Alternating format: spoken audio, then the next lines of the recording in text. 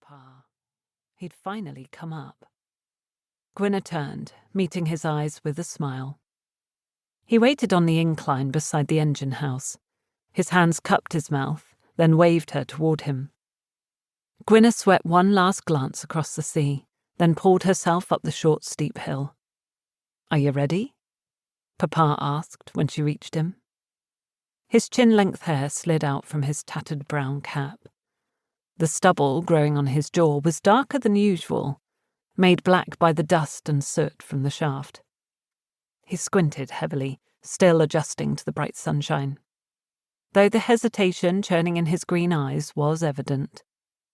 Gwynna had always loved her father's eyes. Hers were more amber-coloured. "I am, Papa." "You don't have to do this. We'd be managing just fine without you working here."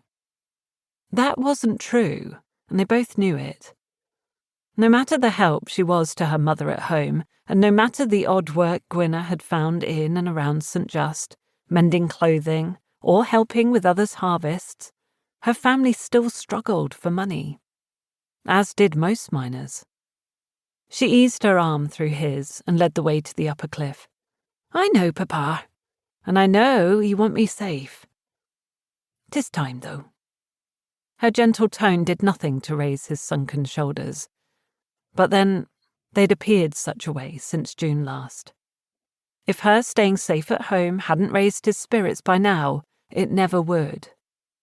Two bow maidens sat together on a patch of grass, neither of them looking up as Gwynna and Papa passed by. A group of children ran alongside them, their laughter lifting the air. Papa maintained his sombre look, but Gwynna smiled back at them, refusing to lose her resolve. Stubborn rocks, half buried in the earth, dappled the dusty pathway they ambled up, a pathway created by hundreds of footsteps coming and going to and from the mine. Those footsteps belonged to many in her family. Her father, her brother, even at one time her mother. And now, Gwynna was proud to have them belong to her once more. Before long, the count house rose before them, a small 3-room hut with nearly slatted walls and a roof constructed of buckling faded wood. The structure had been there since she was a child, though small improvements had been made over the last few months, including the expansion of a spare room and kitchen.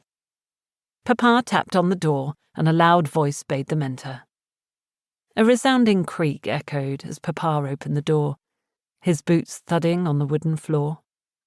Gwynna quickly followed. A small hearth to the right of the room carried a few blackened logs, the fire having no doubt been left to wane as the late August sun warmed the room instead. The walls were bare but clean. The floor had been freshly swept, and 2 chairs were neatly tucked in beneath a small table pressed up against a side wall. It wasn't much to look at, but the room certainly was a great deal tidier than the last time she was there. Was this due to Mr. Trevethan as well? A single window at the far side of the room spilled light onto a small wooden desk.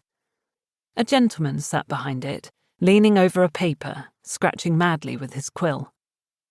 Another middle-aged man spoke to him, standing in front of the desk with a fisted hand on his waist. "Of course I'm happy to support Mr. Trevethan with my finances, but I cannot agree to attend any further meetings here. My jacket is littered with dust each time I step foot in this dingy room, and the people, well." He glanced over his shoulder at Gwynna and her father, continuing in a softer tone. "As much as one might attempt, one cannot improve the state of a miner, nor his family, in manner or cleanliness." Gwynna bristled. How she despised those who thought themselves above miners. The man still seated continued to write, though he nodded his head distractedly. He must be the new mine captain, Mr. Harvey. Gwynna had never met him, but father said he was a just man, like Mr. Trevethan. "I understand your frustrations, Mr. Pinnock," Mr. Harvey said, "but the count house is where we have all agreed to convene. If it displeases you, you are always welcome to forego the next investors' meeting." "Perhaps I will," Mr. Pinnock said.